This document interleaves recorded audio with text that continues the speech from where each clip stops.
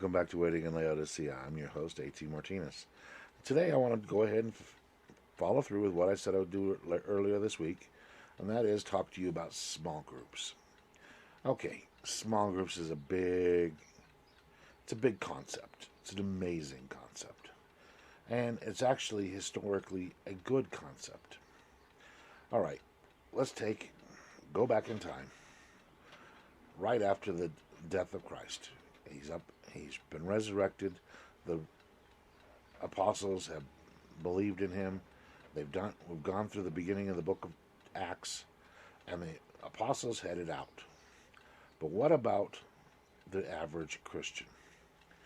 The average Christian in the early church didn't go to churches. They didn't have churches. They had small groups. What a small group is basically a small group of people.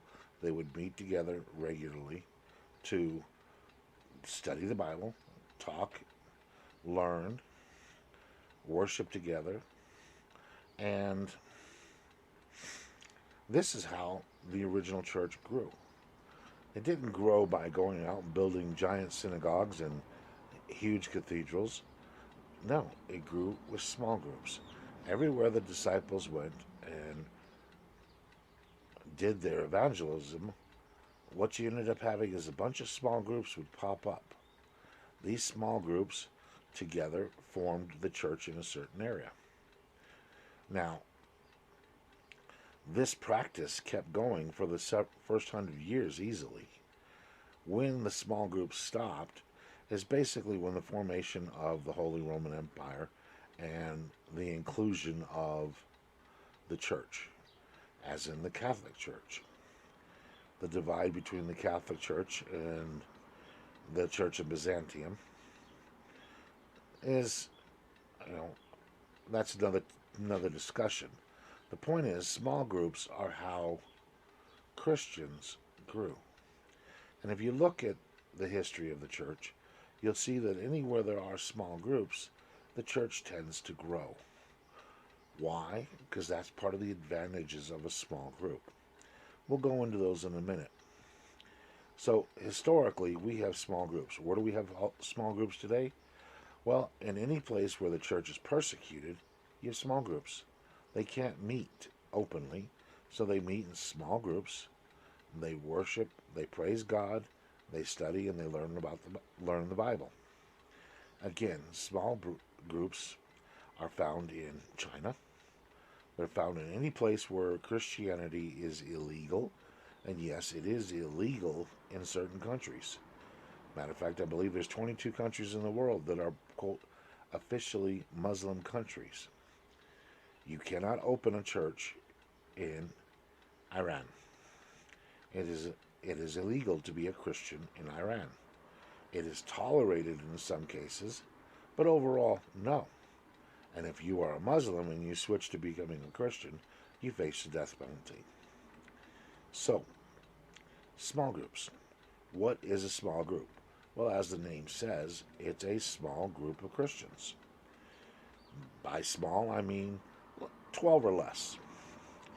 Usually in the range of about 8 to 10 people. Now, do you know 8 to 10 people? Well, we'll go into that in a minute. As I'm talking, I want you to think about this. Okay? So, you have a small group of people. They meet regularly, once or twice a week, and they go through they study the Bible.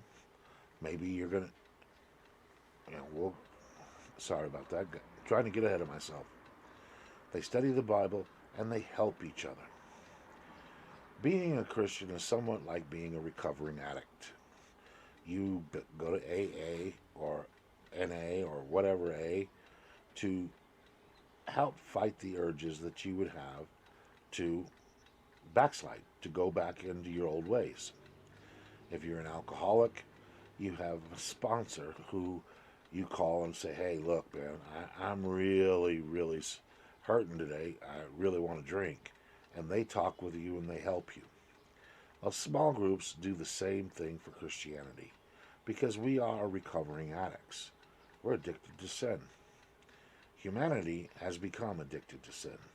And when you accept this, One of the first things you do as a recovering addict is admit, hi,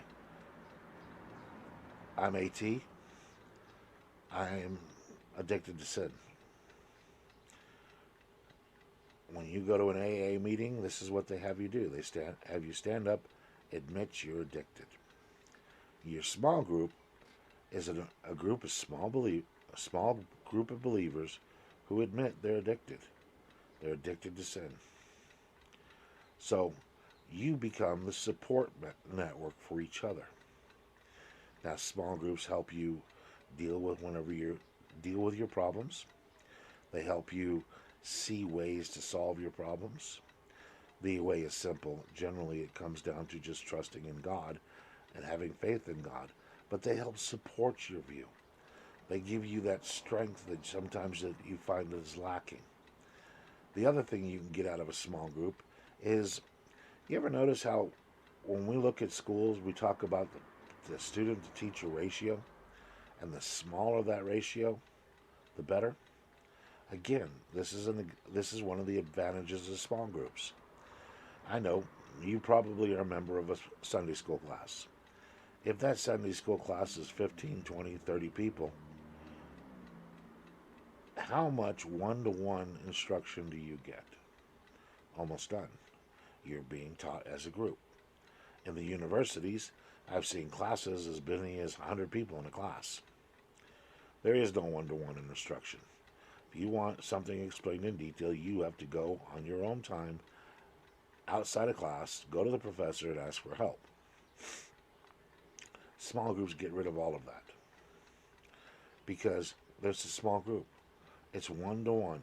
Whoever's teaching can teach on a one-to-one basis, and you have the ability to ask your questions and get immediate feedback without having to put it off.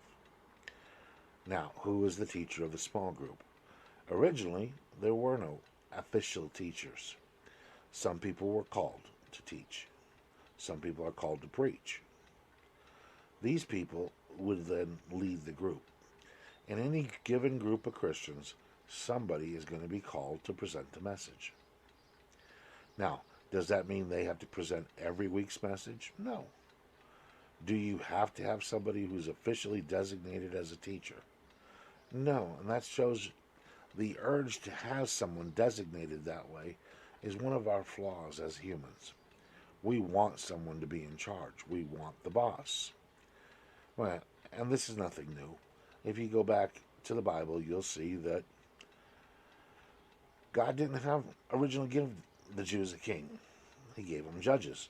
He gave them prophets. They demanded a king, so he gave them one.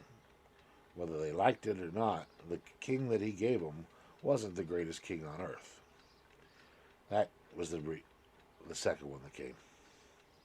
But in your small group, maybe you have a leader, maybe you don't. If you don't, you're not suffering because each week somebody else can provide the message. Small groups are a great way to learn the Bible, to study, to worship. Yes, worship together.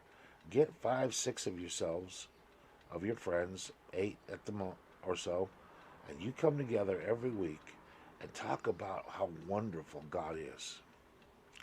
Now, I'm thinking about doing another episode called Foxhole Christians. But the problem is, well, there's 2 types of Christians in the world. Those that only go to God when they're in trouble, and those that only go to God when everything's working good. Both of them have missed half the story. Your small group is there for you when you're in trouble and when you're not. When you're not having a bad day, they're there to help you sing the praises of the Lord, to worship the Lord. So this small group can be a dynamic and helpful way to move forward with your growth. Now, some churches encourage small groups. Some churches have never even heard of small groups. Or if they have, they ignore it. Your option in this is you don't have to depend on the preacher or your church ruling council, the elders or whoever, to form a small group. Now, I asked you earlier, do you know 8 or 10 people? Do you know four? Do you know four people that you can trust or that you really like? Get these four and have them each bring one other person. Guess what? You now have 9 people. And you come together and you can rotate it. You can go in one person's house every week. It's up to you. You determine how this thing operates. God will lead you. God will provide. And he, believe it or not, he's going to provide you messages. Get together with your group. Sit down and talk about how you want this thing to work. When do you want to meet? How often do you want to meet? Just once a week? Do you want to meet twice a week? I mean, it seems to me it would be a great thing to start your week off with would be a small group on, say, Monday morning or Monday night. Monday morning, you go to a coffee shop, you sit down, have coffee, pray together, and start your week off. Friday, you can get together and do a Bible study. Study the Bible, learn about the Lord, and meanwhile, your kids can have a fun time too. You can get them to grow also. The point is, the mechanics of it is up to you. If you set your small group up, if it starts getting too big, you split it in half. And one group meets on one day and one group meets on another. That's, believe it or not, that's how churches grew. When the small group got too big, they formed 2 groups. When those 2 groups became too big, they split also. And they continued like this until all of a sudden you've got 60 people. Then guess what? That's a church. So, do I recommend small groups? Immensely. As I've said, the benefits are abundant. As recovering addicts, we need the support. It's easy for us to sit back and say, all I need is Christ. That's it. All I need is the Bible. Sola Scriptura. That's Latin, meaning the Bible only. And we get that phrase from Martin Luther, as he led let's call it the rebellion against the Catholic Church, saying we didn't need all these dictates from Rome. All we need is what the Bible says. But do you need more than that? Yes. You need the fellowship of your believers. By having a small group, you get your fellowship. You get other people's insight. You get them to help worship with you, and you get another additional benefit. The Bible says where 2 or more are gathered in his name, there he is. Meaning that as your small group forms and comes together, Christ joins you and the Spirit becomes more powerful. Your ability to worship becomes even bigger. You're basically hooking everything up to a battery and a megaphone. A megaphone that only you all will hear, but so does God. This means when your group gets together and you pray for strength, God's going to hear this even louder than before.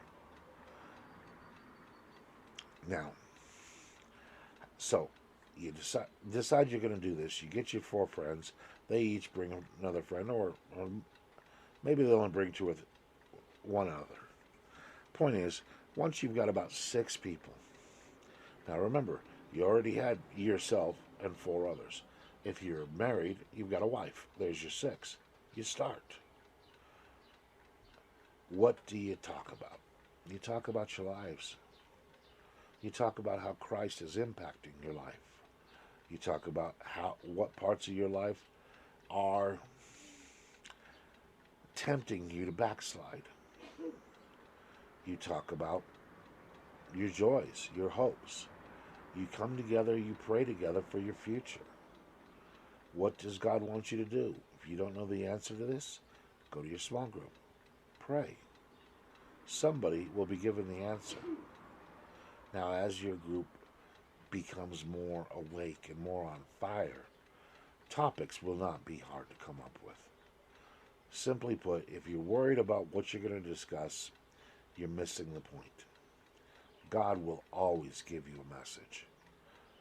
And this is already in May. I've been doing this show for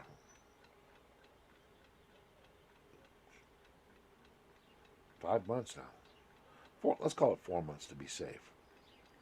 And you know what? I've never had a problem coming up with topics.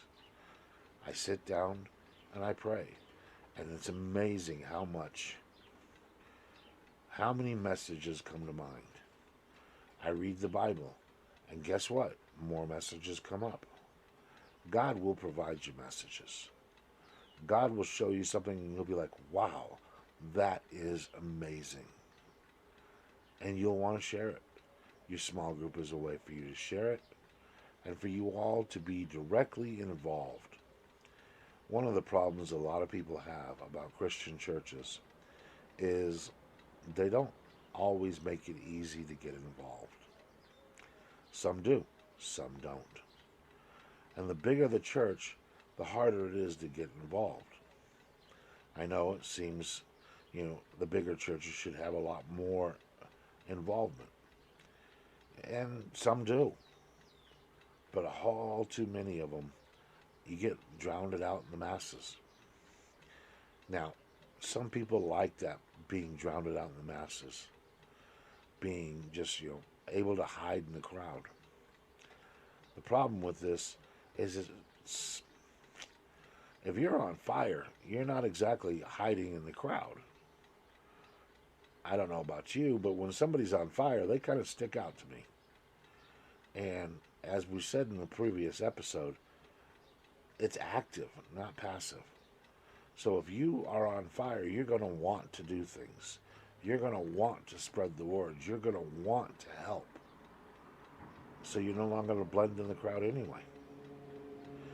Point is, your small group is a great way for you to be active, to sit down, talk with each other, come up with things that you guys each want to do, and try to help each other to accomplish those. I heartily recommend small groups. I think they're a great way to grow as a Christian. It's not always easy being that lone Christian on the outskirts, studying, praising, and doing things on your own. Now, granted, some of you out there are like that, and this is, I'm hoping, helps you out too. It helps open your eyes to see ways to grow. And one of those ways I recommend is a small group. So as you are going through your week this week, next week, sit down, pray about it. Talk about it with your family. Talk about it with your friends. And then get yourself a small group going. You'll be amazed how much this can help you. When it comes to studying the Bible, standing up to Satan, standing up against your own natural instincts. Remember, we're all addicts, and that support group can be very, very helpful. Now, this has been my episode on small groups. I hope you've enjoyed it. I hope you get something out of it. Remember, there's a reason this works. It's worked historically since the beginning of the church. Use that history to grow personally. I want to thank you for joining me. And remember, if you are doing small groups, you can share this with them. Get your small group out there. Hey, I put out 6 episodes a week for you. Your small group can cover at least one of them. And remember, when you do, hit that like button. Hit the share. Share it with your small group. Make it a habit. Share it with your small groups. Share it with your family. Share it with your friends. Share it with those people that you interact with on a regular basis, that maybe it could help them too. And if you really want, share it with the people that make you mad. Maybe they can get something out of it also. Last but not least, please definitely subscribe. Hit that notification button so you'll see when we get the new episodes. Now, if you are on BitChute, you will see that episodes get posted at the moment today, actually. We'll be posting up this week's episodes. Until I figure out how to schedule, I'll be doing one day where I just post all of the episodes for the week. And that'll be generally Wednesday that I post up on BitChute. I promise you, I am looking into how to schedule so that you get an episode out every day, Monday through Saturday. Please be with me and be patient. The rest of you, you get your episodes one a day, Monday through Saturday. Sometimes 2 episodes in the day. I don't know. It all depends on what God shows me and how He opens the doors. Now, if you enjoyed this, please hit that subscribe button. It is the easiest and the most cost-effective way to support this ministry. By hitting that subscribe, as we grow, we will eventually start getting paid by BitChute and by YouTube. And that money would be used to help grow this ministry. It'll help pay off, get us a website where, hey, we're going to put basically the audio versions up there so that you can take, and instead of seeing me, you'll just hear me as you listen to the episode. You can do it when you're driving. It'll help fill your life a little more. Furthermore, on the audio versions, I will be able to post up different songs for you. We'll give the artist full credit, and you'll see recommendations on music and everything else under the audio side. But that takes money. Easy way to give us money? Subscribe. Another thing you can do is, if you're interested, you will see that we do have a Patreon account set up. You can become a patron. You can go to the description of this episode and see a listing of several other ways you can donate. And last but not least, you will also find our email address, so that if you want to donate.